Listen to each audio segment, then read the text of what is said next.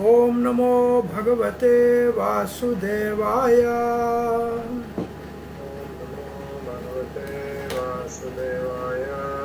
ओम नमो भगवते वासुदेवाय।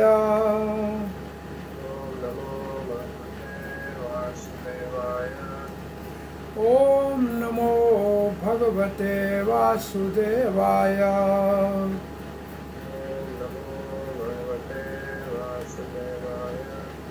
नारायणं नमस्कृत्यं नरं चैव नरोत्तमं देवीं सरस्वतीं व्यासं ततो जयमुदीरये। नष्टप्रायेषु भद्रेषु नित्यं भागवत सेवया भगवती उत्तमः श्लोकैर्भक्तिर्भवति नैष्टिकी। कृष्णाय वासुदेवाय देवकी नंदनाय च नंदगोपकुमाराय गोविंदाय नमो नमः। जय श्री कृष्ण चैतन्य प्रभु नित्यानंद श्री अद्वैत गदाधर शिवासादि गौर भक्त वृंदा। हरे कृष्णा कृष्णा कृष्णा हरे हरे, हरे राम राम राम हरे हरे। हरे कृष्णा। प्रिय पंचशील भक्तवृंद, दामोदर देश भंगजन, फेसबुक के भाग्यशाली भक्तों, श्रीमद् भागवत के प्रार्थनाओं में छठे स्कंद में हंस गुह्य नाम की प्रार्थना दक्ष प्रजापति भगवान को कर रहा है अपने अपराध की निवृत्ति के लिए। उसमें हम 30वें श्लोक को पढ़ेंगे। यस्मिन् यतो येन च यस्य यस्मै यद्यो यथा कुरुते कार्यते च परावरेषां परमं प्राक प्रसिद्धं तद्ब्रह्म तदहेतुरन्यद एकम्। इसमें 7 शब्द हैं। यस्मिन् जिसमें, यतो जिससे, ये न जिसके द्वारा, च यस्य जो, यस्मई जिसमें, यद जो कुछ, और यथा अलग है, यथा कुरुते से लगेगा और कार्यते से करता है और कराता है। तो ये इतने सारे विशेषण हैं। और पर अवर, पर का मतलब, अवर का मतलब नीचे के स्तर का, पर का मतलब ऊपर के स्तर का, ऊपर या नीचे के स्तर का, अच्छा या बुरा। परमं प्राक प्रसिद्धम, ये पहले से प्रसिद्ध है, ये बात पहले से प्रसिद्ध है। ये प्राक है, ये ओरिजिनल है, ये असली है। कौन है वो? ब्रह्म है वो। परमम ब्रह्म, तद ब्रह्म, तद हेतु, उसका और कोई हेतु नहीं है, अन्यथा और कोई हेतु नहीं है, वो अकेला है। तो इस श्लोक का मैं पहले हिंदी अनुवाद श्रीपाद अपना श्रीधर स्वामी लिखते हैं।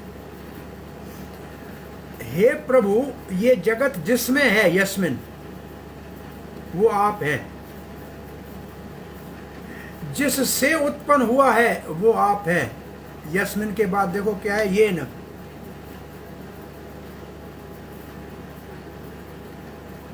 पहला यस्मिन यतो, जिसके द्वारा निर्मित है, ये न, वो भी आप ही है। जिसके लिए निर्मित है, यस्य, वो भी आप ही हैं। तथा जिसको ये इप्सत्तम है, वो आप, वो भी आप हैं। इप्सत्तम क्या का अर्थ क्या होगा? इप्सत्तम, इप्सितम, वो भी आप ही हैं। इसके कर्ता भी आप हैं, जो करने में स्वतंत्र हैं वो भी आप हैं। तथा इसके प्रयोज्य कर्ता भी आप ही हैं। आप ही ब्रह्म हैं। इस जगत के एकमात्र कारण आप हैं। आप इस संपूर्ण जगत से पूर्ववर्ती रूप से प्रसिद्ध हैं। जगत से पहले ही आपका अस्तित्व है। आप स्वगत भेद से रहित अद्वितीय और एक हैं। आप अकेले हैं और कोई नहीं है, और आप मुझ पर प्रसन्न हो। इनके प्रकाशिका भाव में जो इनका टीका है उसमें लिखते हैं, इस प्रकार से आत्मा का स्वरूप गुण स्वरूप नहीं है। इसका मतलब आत्मा प्रकृति से के गुणों का नहीं है।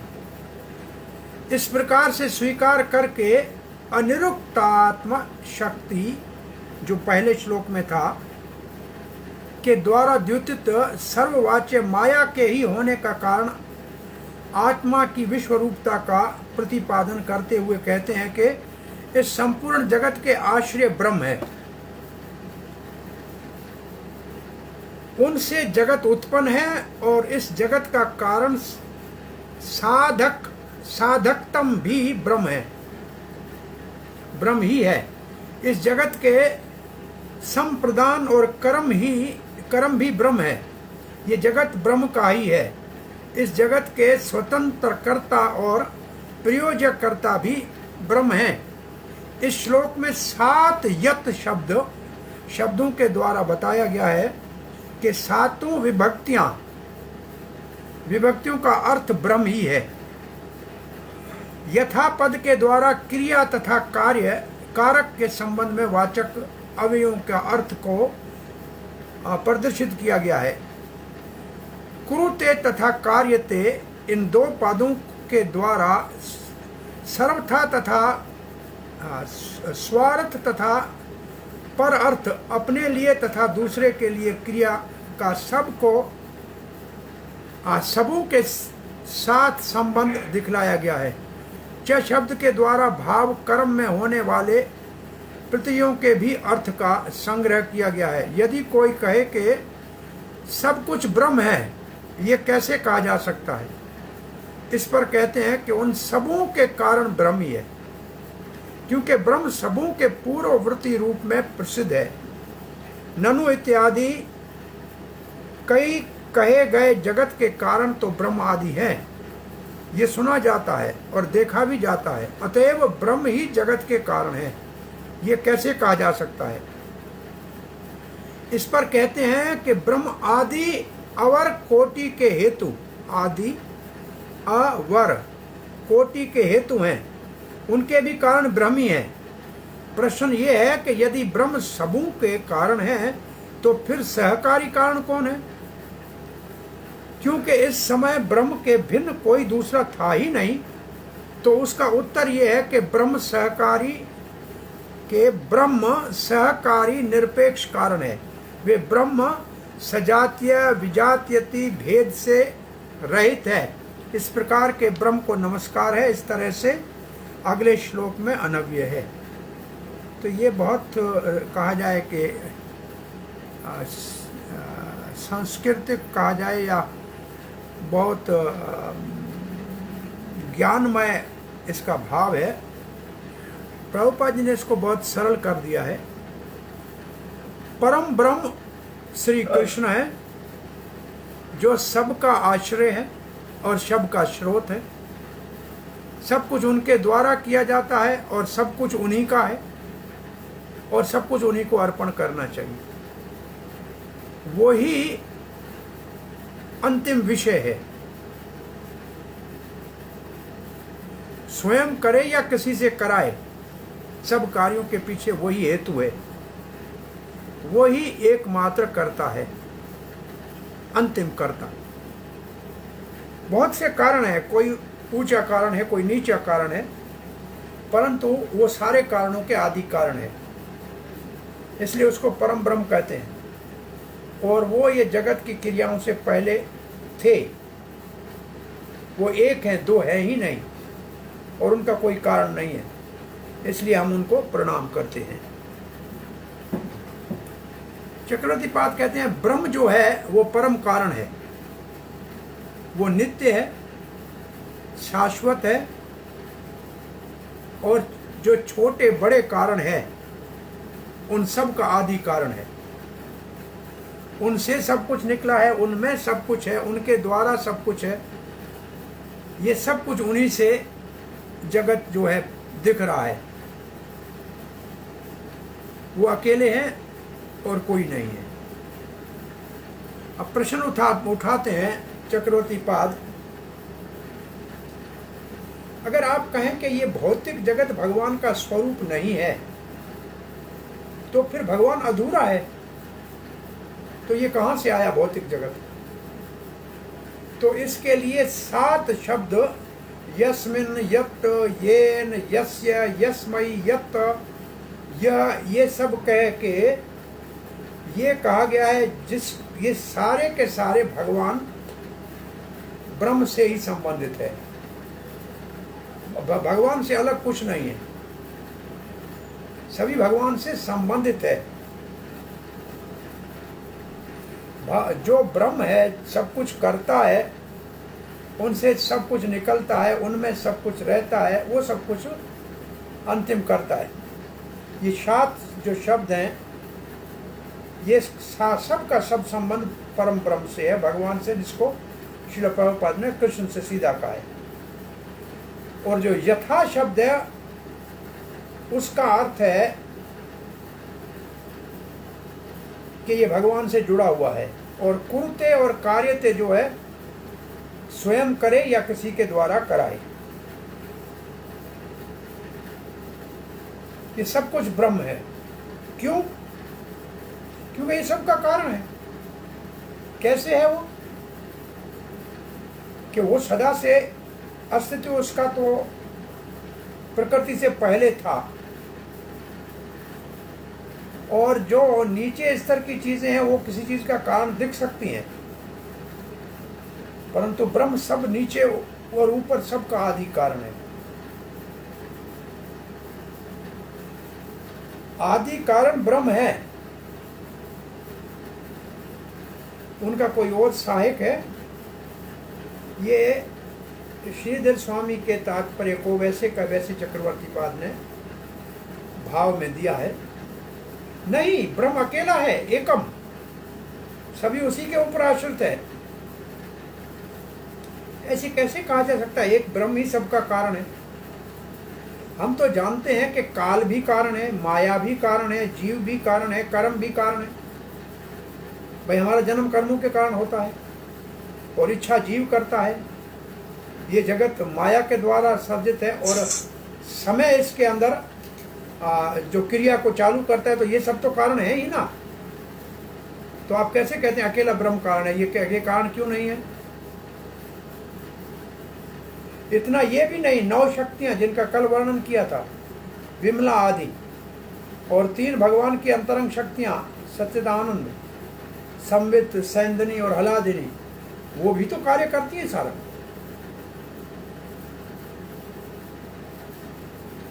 ये भगवान के सारे सहयोगी हैं।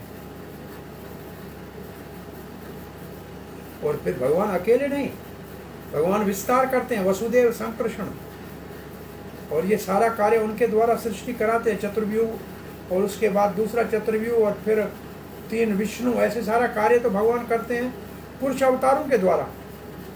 कहते हैं ये सब भले कारण हो, ये सब के सब भगवान से अलग नहीं है। कुछ भगवान की शक्ति है और कुछ स्वरूप शक्ति है भगवान की, और कुछ माया शक्ति है। जो वसुदेव संकर्षण आदि हैं ये भगवान के स्वांश है। काल, जीव, माया ये भगवान की शक्तियां हैं, वो स्वरूप शक्ति से भिन्न है, परंतु है शक्तियां, इसलिए इनका कारण भगवान है। श्रील प्रभुपाद जी लिखते हैं परम पुरुष भगवान श्री कृष्ण आदि कारण है। भगवद गीता में ये सिद्ध किया गया है, अहम सर्वस्य प्रभवः। प्रभव का मतलब है सबकी उत्पत्ति, सबका पालन संहार, वो सब मेरे द्वारा होता है। विशेष रूप से प्रभव का मतलब है उत्पत्ति। भले भौतिक जगत है जिसकी उत्पत्ति माया के द्वारा होती है, परंतु भगवान उसके पीछे निर्देशक है। उसके इशारे से होती है। इसलिए जगत के साथ भगवान का घनिष्ठ संबंध है, और भगवान अलग भी है जगत से और जगत से जुड़े हुए हैं। जगत के अंदर अपनी शक्ति के द्वारा है और जगत से अलग अपने धाम में अपने स्वरूप में है, परंतु घनिष्ठ संबंध है जगत के साथ। अगर ये भौतिक जगत भगवान के विराट स्वरूप का अंग नहीं है तो फिर भगवान तो अधूरे हो जाएंगे। ये प्रश्न उठाया है चक्रवर्ती पाद ने कि ये जगत भगवान में नहीं है, भगवान का नहीं है, तो फिर भगवान अधूरे है। इसलिए हम ये प्रभुपाद जी एक और श्लोक देते हैं, इसलिए हम ये सुनते हैं भगवत गीता से, वासुदेव सर्वमिति। वासुदेव श्री कृष्ण ही सब कुछ है। जो ये जानता है वो महात्मा दुर्लभ है। और ब्रह्म संहिता ने इसको तो बहुत स्पष्ट कर दिया है। ईश्वरः परमः कृष्णः सच्चिदानंद विग्रह अनादिरादिर गोविंद सर्व कारण कारणम। ईश्वर तो बहुत है, परंतु परम ईश्वर श्री कृष्ण है। उनका स्वरूप सच्चिदानंद विग्रह है, रूप है। वो आदि है, अनादि है। जब कोई नहीं था तब थे, जब कोई नहीं रहेगा तब भी रहेंगे। उनका नाम गोविंद है। वो सारे कारणों के आदि कारण है। तो वो परम ब्रह्म सारे कारणों के आदि कारण है। अनादिर आदिर गोविंद सर्व कारण कारण, परंतु उनका कोई कारण नहीं है।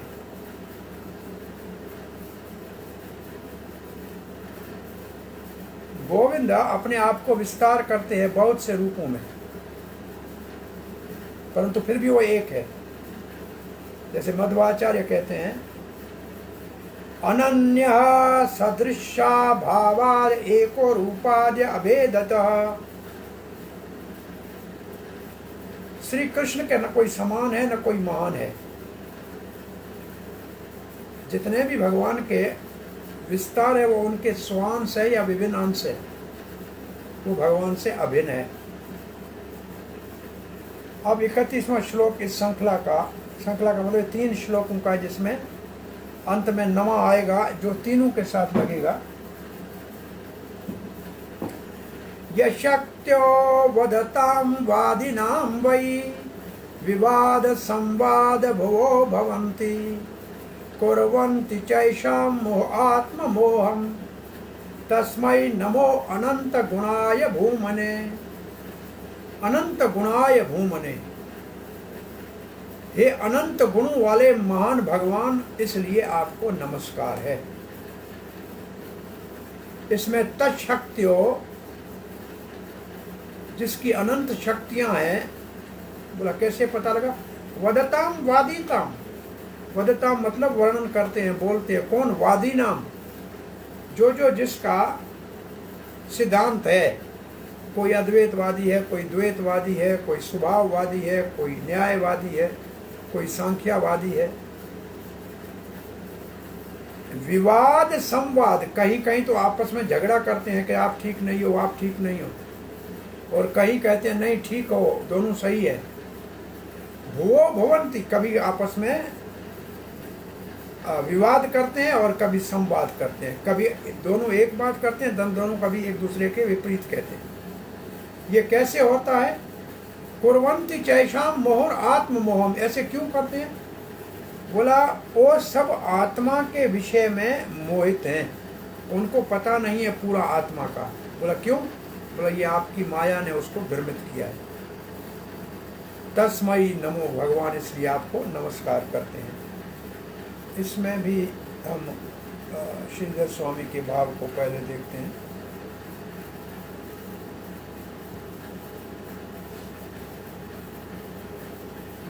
श्रीधर स्वामी लिखते हैं, हे प्रभु, आपकी ही शक्तियां वादी और प्रतिवादी के विवाद और संवाद के हेतु होती है। हे प्रभु, हे नाथ, आपकी ही शक्तियां वादी और प्रतिवादी के विवाद और संवाद के हेतु होते हैं, और उन सबों के बार बार मोह में ही भी डाल देती हैं, उन सबको बार बार मोह में भी डाल देती हैं। मुहुर, मुहुर मतलब बार बार मोह में डाल देती हैं। आप अपराकृत दिव्य गुणों से युक्त, अनंत गुणों से युक्त हैं, अनंताय, तथा अनंत स्वरूप है। मैं आपको नमस्कार करता हूं। यदि इस प्रकार के ब्रह्म है, तो फिर मीमांसक विद्वान ये कहकर क्यों विवाद करते हैं कि ब्रह्म यदि ऐसा है तो जगत जो उसका कार्य है वो उस प्रकार का क्यों नहीं है, जैसा भगवान है ऐसा जगत क्यों नहीं है। ये मीमांसकों का तर्क है। उन सबों का दूसरे स्वभाववादियों के साथ एकात्म हो जाता है। उन जैसे दूसरे हैं वो सब कहते हैं ठीक, आप ठीक कह रहे हो। वे दोनों तत्व का प्रतिपादन करने वालों के द्वारा बोधित किए जाने पर भी पुनः मोहित कैसे हो जाते हैं। इतने सारे सिद्धांत हैं, इतने सारे दर्शन हैं, 6 दर्शन तो हमारे सनातन धर्म में हैं। उन सब के होने के बाद भी लोग मोहित क्यों होते हैं। इस पर कहते हैं कि जिन पर ब्रह्म की माया की शक्ति कहीं पर विवाद की तथा कहीं पर संवाद की भूमि पर बन जाती है, तो माया ही ये सब कुछ कराती है, उन परम ब्रह्म को नमस्कार है। आप श्री प्रभुपाद जी के भाव को देखिए। श्री प्रभुपाद जी कह रहे हैं, हमको बड़े आदर पूर्वक प्रणाम करने दीजिए सर्वव्यापक महान विभिन्न भगवान को, जो अनंत गुणों के सागर हैं। वो सबके हृदय में बैठे हुए हैं। दर्शनों को जो दार्शनिक है, जो फिलॉसफर है, विद्वान, उनके हृदय में बैठे हुए हैं, और उन्हीं के द्वारा अलग अलग मत का वाद भी करा रहे हैं, विवाद भी करा रहे हैं,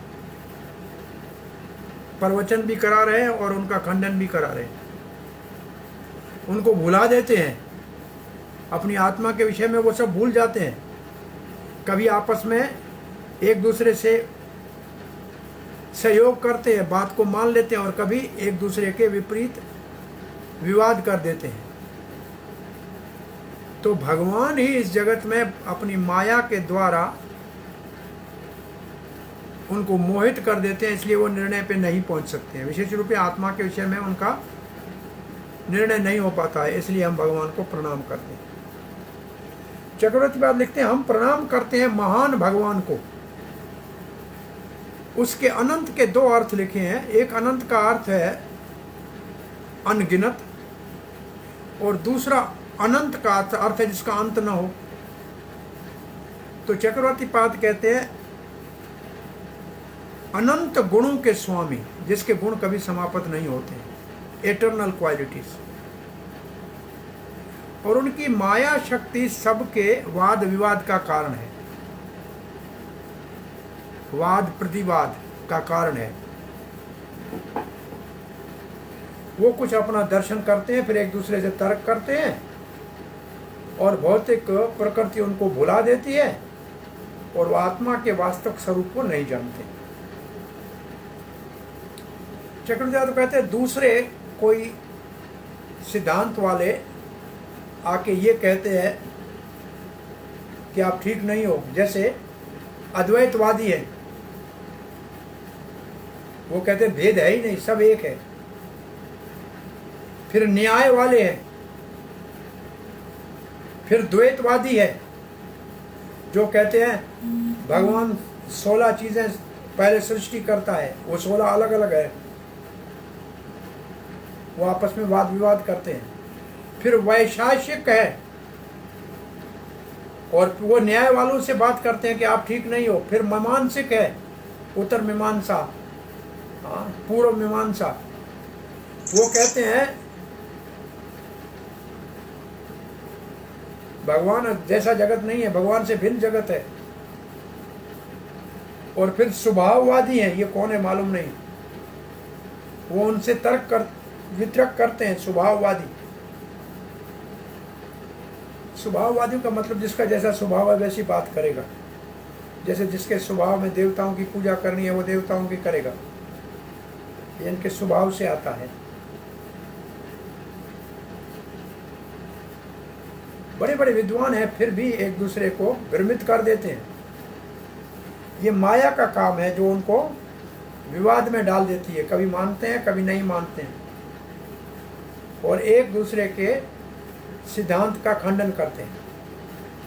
कारण बताया है, सदा ही वो आत्मा के विषय में विमोहित हैं, इसलिए तर्क वितर्क करते हैं। वो भले प्रयास भी करें जान नहीं सकते। हम उस अनंत भगवान को जिसके गुण अमर हैं,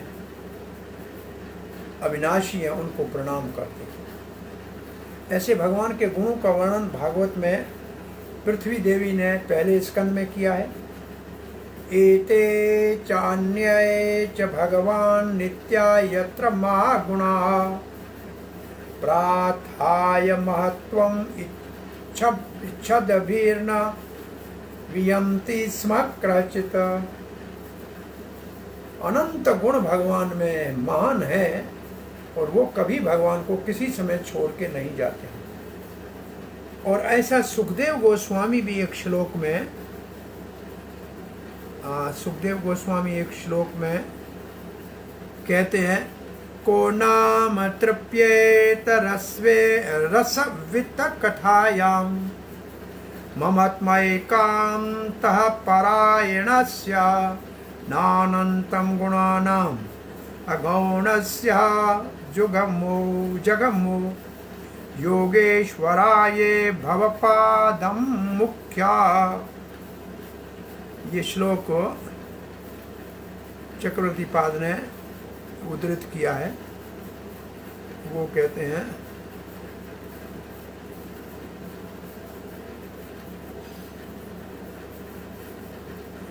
चक्रवर्ती पाद ने ये श्लोक लिख के कहा है, जो रस को जानने वाले हैं वो आपकी कथाओं से कभी तृप्त नहीं होते हैं।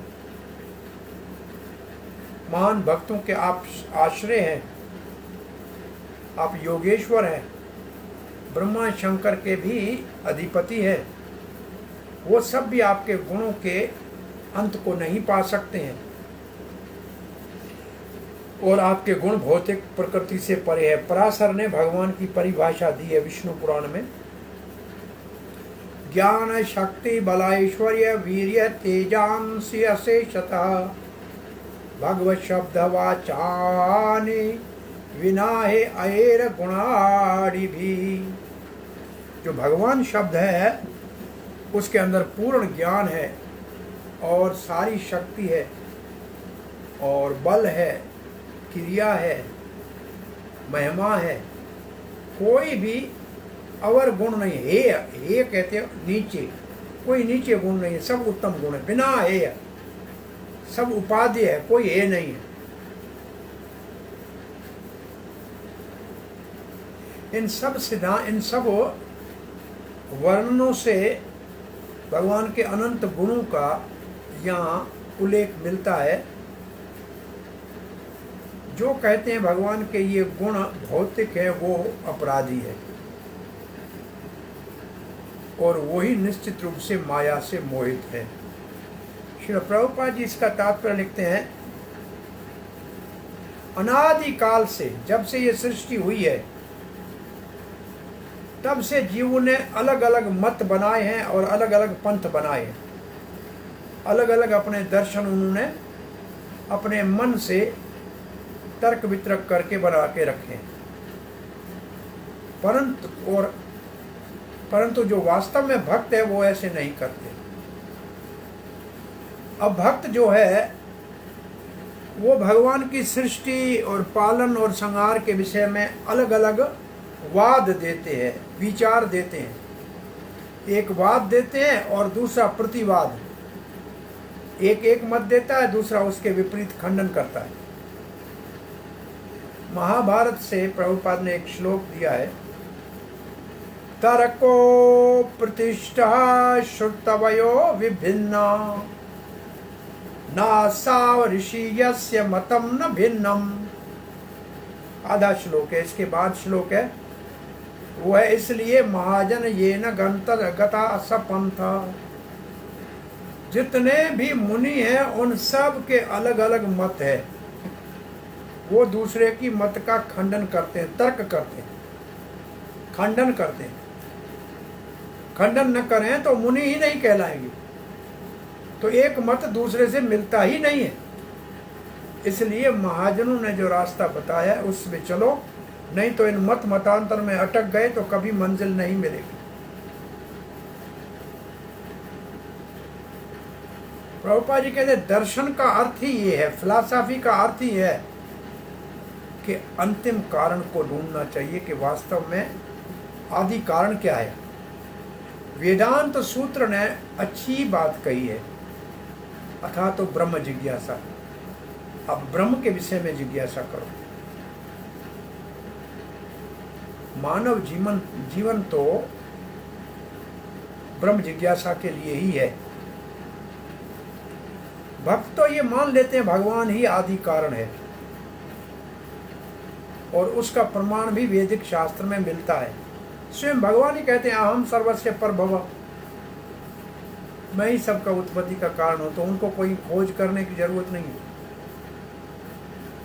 उनके लिए कोई समस्या भी नहीं है भक्तों के लिए।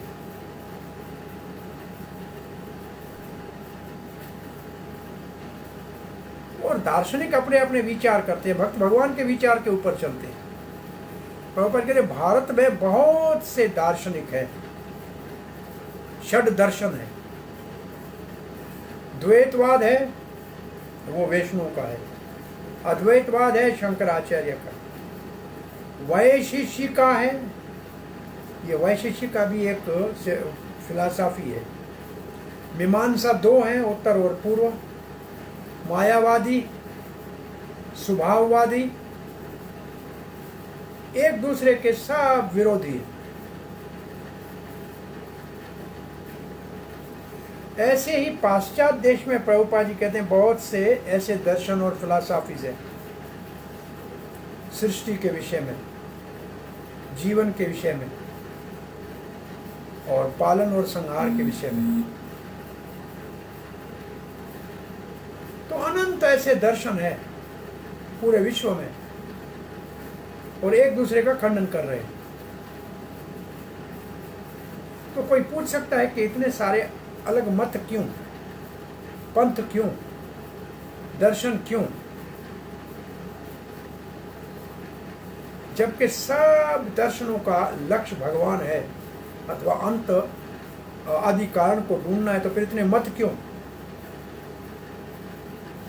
ये तो सत्य है कि अंतिम कारण एक ही है, सभी उसी के विषय में चर्चा कर रहे हैं, फिर क्यों आपस में लड़ रहे हैं?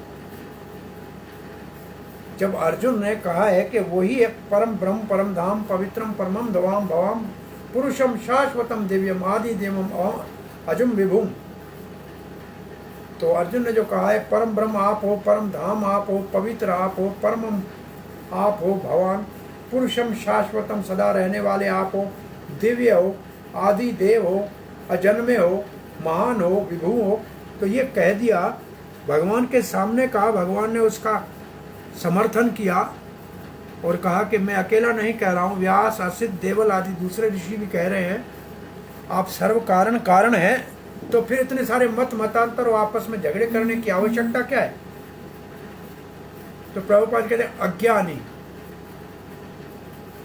अज्ञान के कारण, अविद्या के कारण विमोहित होते हैं। किस विषय में? आत्मा के विषय में और आत्मा के कार्य के विषय में। कोई तो आत्मा को मानते ही नहीं है, उसके विषय में पूरी जानकारी ही नहीं है, और उसी आत्मा के विषय में ही मतभेद है। आदमी में आत्मा है, पशु में आत्मा नहीं है, ऐसे बहुत मानते हैं, इसलिए पशु को मार के खाने में कोई दोष नहीं है, उसमें आत्मा नहीं है। और एक तरफ कहते हैं पशुओं के ऊपर अन्याय मत करो, क्रूअल्टी मत करो, कुत्ते के लिए छोटी जंजीर क्यों डाली है, खुला रखो इसको और दूसरी तरफ गाय को मार के खा लो। तो ऐसे बड़े एक दूसरे के विपरीत मत वाले हैं। प्रभुपाद जी उसका कारण एक बता रहे हैं, बहुत भारी कारण है। आप जरा इसको विचार कीजिए, प्रभुपाद जी क्या कारण बता रहे हैं।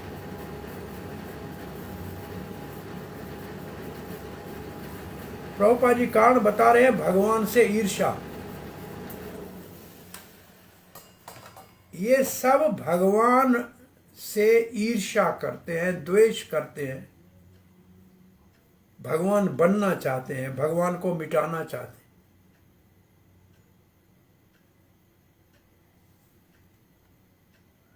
और ऐसे सदा रहे हैं। भगवान भगवत गीता में ऐसे लोगों का वर्णन स्वयं करते हैं। तानहम द्वेषित क्रूराम, ऐसे द्वेषों को, ऐसे द्वेष करने वालों को जो मुझसे द्वेष ईर्ष्या करते हैं। संसारेषु नराधमाम, संसार में जो नराधम है, मानव में सब नीच है।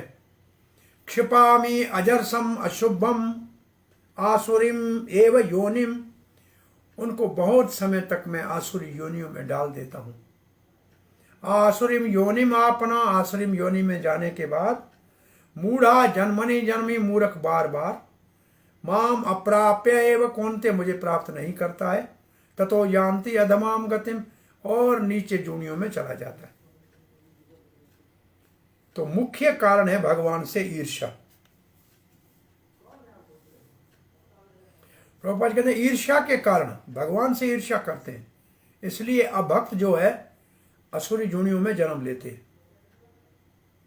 और वो बड़े अपराधी है, महान अपराधी हैं।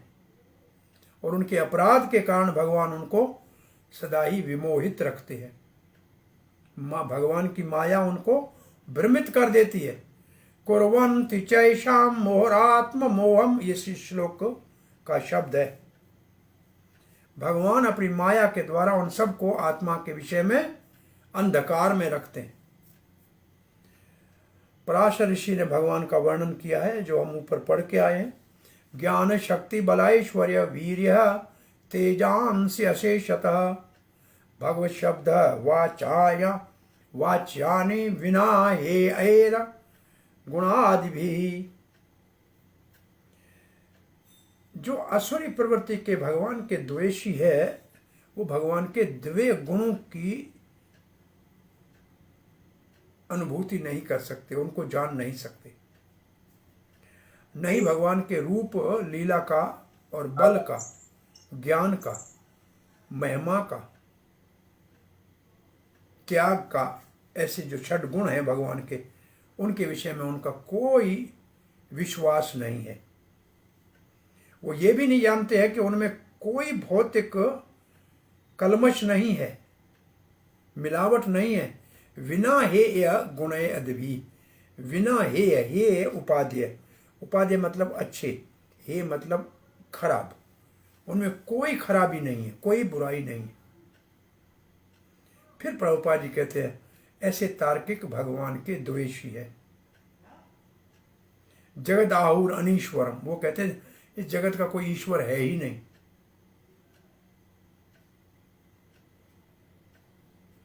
कोई इसका स्वामी नहीं है, कोई इसका संचालक नहीं है, अपने आप काम कर रहा है। इसलिए वो अज्ञान अंधकार में सदा के लिए रहते हैं। जन्म जन्म के बाद ऐसे ही उनकी स्थिति होती है।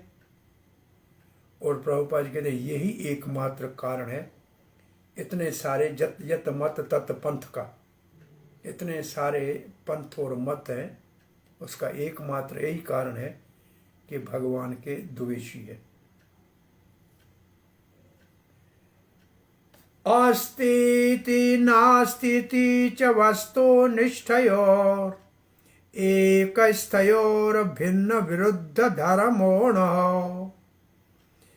विवेक्षितं किंचन योग सांख्यायोः समम परम हे अनुकूलम व्रत।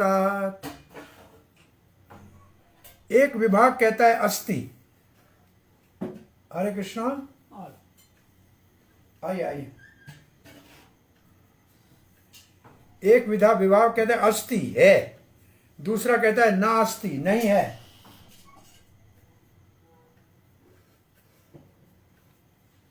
अस्ति कहते हैं आस्तिक और नैस्ति कहते हैं नास्तिक। तो आस्तिक कहते हैं, नास्तिक कहते हैं नहीं है। वस्तुनिष्ठ बात एक ही कर रहे हैं। जैसे कहते हैं कि नास्तिक किसको कहते हैं, तो परिभाषा ये है कि जो भगवान को न माने उसको नास्तिक कहते हैं। तो किसी को नास्तिक कहने के लिए भी भगवान की जरूरत तो है ना, बिना भगवान के तो नास्तिक नहीं हो सकता। तो दोनों का एक वस्तु निष्ठयो, निष्ठा एक ही की है। एक कहता है भगवान नहीं है, एक कहता है भगवान है, लेकिन भगवान तो दोनों भगवान की बात कर रहे। तो दोनों की निष्ठा तो एक के ऊपर है। एक स्तयो भिन्ना, दृष्टि दोनों की अलग है लेकिन तत्व एक है। विरुद्ध धर्मयो, एक उसमें कहते हैं कोई गुण नहीं है, एक कहते हैं सब गुण है। अवेक्षित्यम किंचम योग सांख्यामा, एक भक्ति योग वाले हैं जो आस्तिक हैं, और एक ज्ञान योग वाले सांख्या वाले हैं जो निषेध करते। समम परम ही अनुकूलम व्रत तत्, परंतु भगवान तो एक ही है जिसकी बात कर रहे हैं वो। समम एक ही बात है, परम वो परम की बात कर रहे हैं, भगवान की बात कर रहे हैं वास्तव में। अनुकूलम, अनुकूलम व्रत तत्, वो अंतिम कारण, दोनों अंतिम कारण की ही बात कर रहे हैं। जैसे प्रभुपाद जी भगवत गीता में बहुत अच्छा उदाहरण देते हैं। सांख्या वाले पेड़ की जड़ को ढूंढना चाहते हैं कि पेड़ कैसे खड़ा है, तो कहाँ ढूंढ क्या रहे जड़ को, कहेंगे ये डाली, तो ये तो पेड़ इसके आधार पे नहीं है, पत्ते के आधार पे नहीं है, तने के आधार पे भी नहीं है, जड़ के आधार पे है। और भक्त क्या करते हैं, जड़ में पानी डालते हैं। तो दोनों का सेवा तो जड़ की ही कर रहे हैं, पहुंच तो जड़ के पास ही रहे हैं ना, तो दोनों का उद्देश्य तो एक है। प्रभुपाद जी लिखते हैं दो पक्ष जो हैं, एक नास्तिक और एक आस्तिक। जो आस्तिक हैं वो कहते हैं परमात्मा, वो योग के द्वारा परमात्मा को सबका कारण ढूंढ लेते हैं। और जो सांख्या वाले हैं वो तो केवल भौतिक जगत का ही विश्लेषण करते हैं और क्या तत्व हैं, और अंत में पहुंचते हैं कि भगवान निराकार है।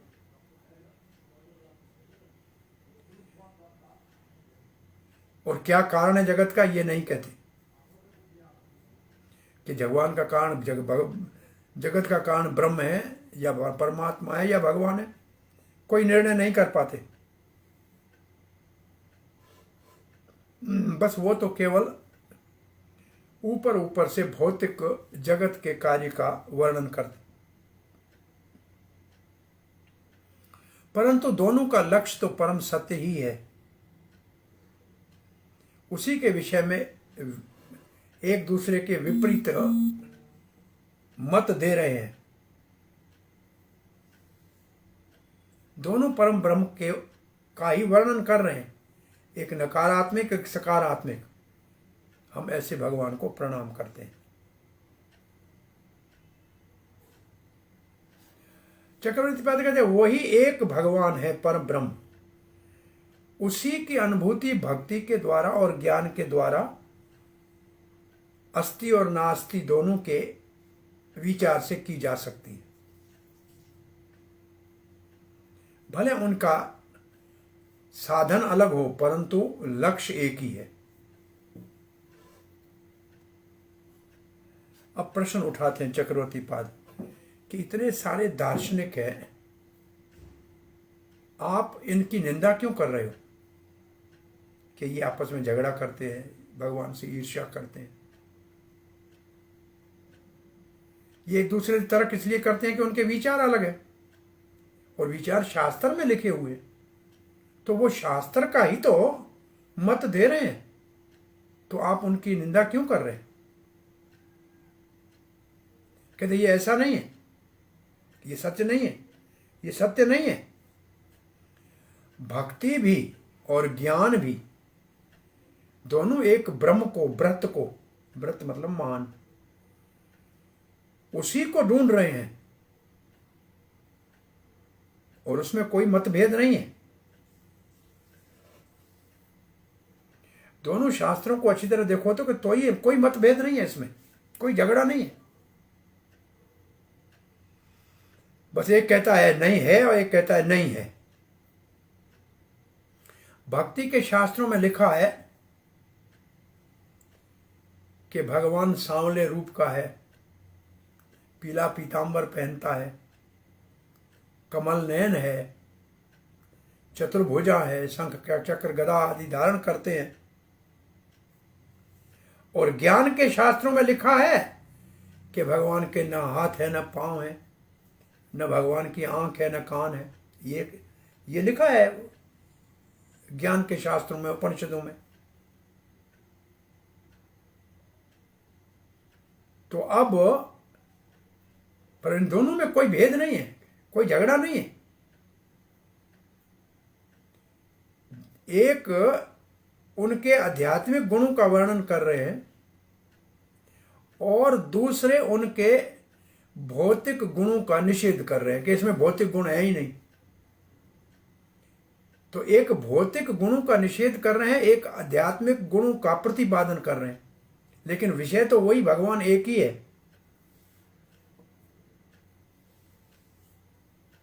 दोनों का लक्ष्य एक ब्रह्म है। तो फिर एक दूसरे में मतभेद क्यों नहीं होगा?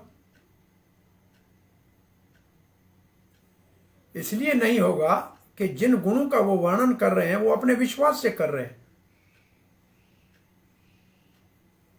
लेकिन विश्वास तो उसी भगवान के ऊपर है।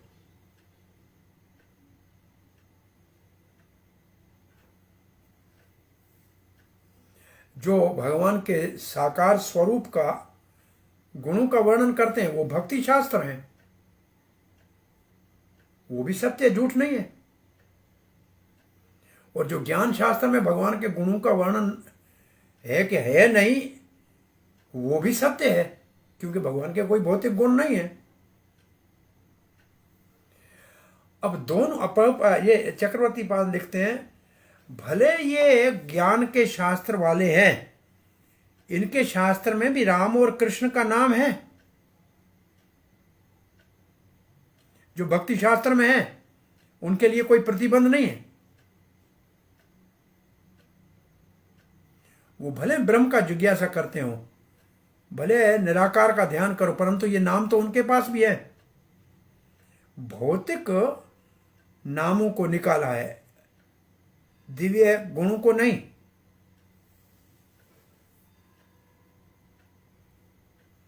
जैसे भक्ति के शास्त्रों में विराट रूप की उपासना भी नहीं की जाती सकती है, उसकी ज्ञान में भी उपासना का वर्णन नहीं है। ये भागवत का श्लोक है, अमोने भगवत रूप मायाते अनुवर्णिते उभे अपि न गृणन्ति माया सृष्टे विपश्चिता। जो विपश्चित है, बुद्धिमान है, वो भगवान के दो रूपों को जिनका वर्णन किया है, मैंने किया है, भगवान कहते हैं वो भौतिक हैं। ये विराट रूप का वर्णन है दूसरे स्कंद भागवत में, 2:10-25 श्लोक है। पहले पहले आरंभ में नए जिज्ञासु को विराट रूप के ध्यान का वर्णन की सिखाया जाता है। जब हृदय पवित्र हो जाएगा तो फिर भक्ति के मार्ग से उसको भगवान की सेवा में लगाया जाएगा। तो इसलिए भक्ति और ज्ञान के शास्त्र में कोई मतभेद नहीं है। जो निराकार है वही साकार है। जैसे आपके जेब में रुपया सिक्का है रुपये का, तो उसके दोनों तरफ उसी के अंदर है, ऐसा नहीं एक तरफ अलग कर देंगे। एक ही भगवान के दोनों, वो एक ही भगवान है, दो नहीं। और जो इसके विषय में झगड़ा करते हैं, मतभेद करते हैं, शास्त्रों का खंडन मंडन करते हैं, वो वास्तविक निर्णय को नहीं जानते, इसलिए वो निंदनीय है। झगड़ा करने वाले मूर्ख है। प्रभुपाद जी लिखते हैं, तर्क के दो पक्ष हैं। कुछ कहते हैं परम सत्य निराकार है, कुछ कहते हैं साकार है। परंतु दोनों में जो रूप शब्द है, एक कहते रूप है, एक कहते रूप नहीं है, परंतु रूप शब्द तो दोनों में है ही ना। तो एक अस्थि है, एक ना अस्थि है। अस्थि है आस्तिक और नास्ति है नास्तिक। आस्तिक है, एक नास्तिक है। एक कहते हैं भगवान का आकार है, एक कहते हैं निराकार है। ये आपस में अनंत जन्मों तक आपस में भले तर्क वितर्क करते रहे। इस श्लोक में जो योग सांख्य शब्द है वो बहुत महत्वपूर्ण है। योग का अर्थ है भक्ति योग। वैसे योग है ही एक भक्ति। अन्य जितने योग के नाम है उस योग के मार्ग में पड़ाव है। कर्म योग पहला पड़ाव है, ज्ञान योग दूसरा पड़ाव है, ध्यान योग तीसरा पड़ाव है। परंतु योग की सीढ़ी तो भक्ति है, मंजिल तो भक्ति है, लक्ष्य तो भक्ति है। क्योंकि योगी जो है वो भी सर्वव्यापक परमात्मा का चिंतन तो करते ही है और उसका दर्शन करना चाहते हैं अपने हृदय में। जैसे भागवत में लिखा है, ध्यानागतेन ध्यानास्तित्वगतेन मनसा पश्यन्ति यम योगिनो यशांतम सुरासुरगुणा तस्मै। ये भागवत के 12वें स्कंद के 13वें अध्याय का श्लोक है। भगवान के बिल्कुल निकट सानिध्य में भक्त आना चाहते हैं और योगी जो है उसको परमात्मा के रूप में हृदय में देखना चाहते हैं। एक साप्रत्यक्ष है, एक अप्रत्यक्ष है। तो योग का अर्थ भक्ति योग है। और सांख्य जो है वो है ज्ञान।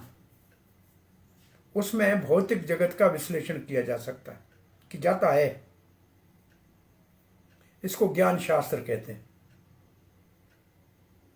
इनका लक्ष्य जो है निराकार ब्रह्म है। परंतु जो परम सत्य है उसके तो तीनों नाम है, ब्रह्म भी है, परमात्मा भी है और भगवान भी है। तो परम सत्य तो एक ही है। एक उसको ब्रह्म कहते हैं, दूसरे उसको परमात्मा कहते हैं, तीसरे उसको भगवान कहते हैं। परंतु सभी एक ही विषय का वर्णन कर रहे हैं, वो है परम सत्य। भले ये निराकार साकारवादी आपस में झगड़ा करते रहे और करते रहते हैं कुंभ मेलों में। ये जो वैरागी है ये सब साकारवादी हैं और सन्यासी है निराकारवादी है। इनके बीच में बड़े झगड़े होते रहते हैं। वो एक ही भगवान है। आइए आइए, खुला है। बहुत है। हाँ थोड़ा सा खुलो। ओ हरे कृष्णा, एक मिनट। ओ श्री राधे।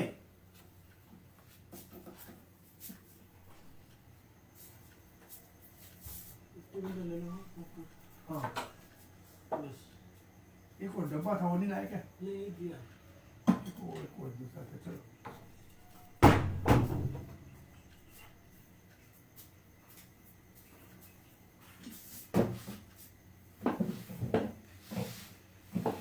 प्रभुपाद जी के लिखते हैं,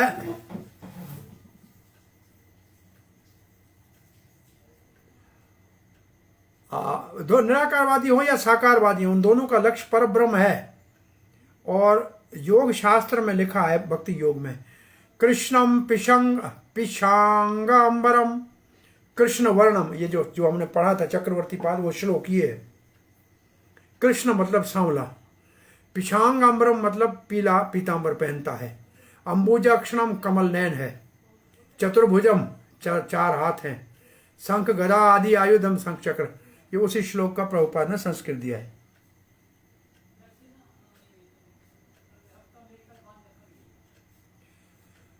हाँ, तो सांख्य जो दर्शन है वो भगवान के दिव्य रूप का खंडन करता है। वो कहते भगवान के हाथ पांव नहीं है। हाय अनाम रूपा,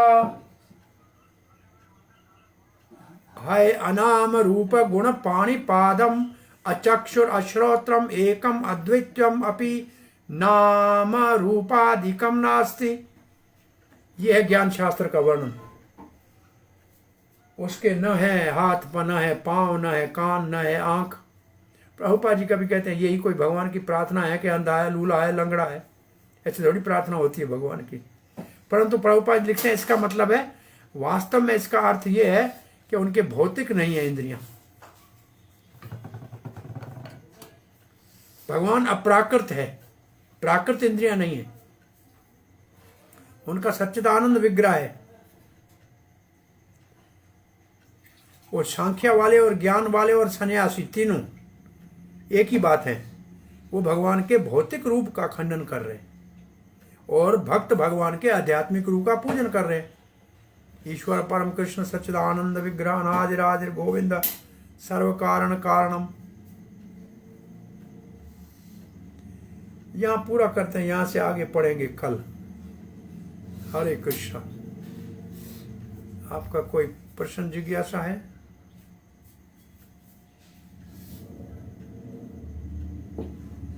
हरे कृष्णा।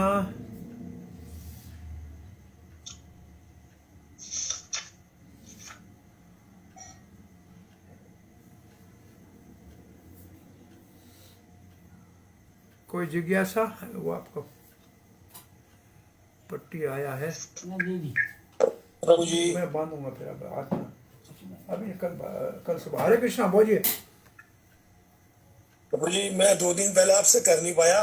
मेरी वाइफ की बर्थडे थी, बर्थडे। तो बर्थडे थी, हैप्पी बर्थडे ना। हाँ जी, हाँ जी। हरे कृष्णा। चलो जी। मेरी वाइफ आपको हरे कृष्ण बोलना चाहती थी। ओ हरे कृष्णा। हमारा हैप्पी बर्थडे उनको बोल देना भाई। हरे कृष्णा। जियो हजारों साल। कृष्ण प्रभु जी। हरे कृष्णा। रुको मलिक साहब, रुको। हरे कृष्ण प्रभु जी, जो हम प्रवचन सुनते हैं ना, हाँ जी। वो उसका कुछ भाग मेरी वाइफ भी सुनती रहती है, स्पीकर पे चला होता है। अच्छा हो ना। वो अरे भाई, वो आधा आगे आप वो नहीं भी सुने तो आधा पुण्य तो उसको मिलेगा ही। वो तो मुफ्त में आधा कमा रही है जी। जी जी जी जी। और खुद अगर सुनेगी तो आधा अपना मिलेगा, आधा आपका मिलेगा। उनको तो डबल फायदा होगा। जी प्रभु जी। बहुत हरे अच्छा, कृष्ण प्रभु जी। बहुत अच्छा, बहुत अच्छा। हरे कृष्ण। प्रभु जी की धन्यवाद।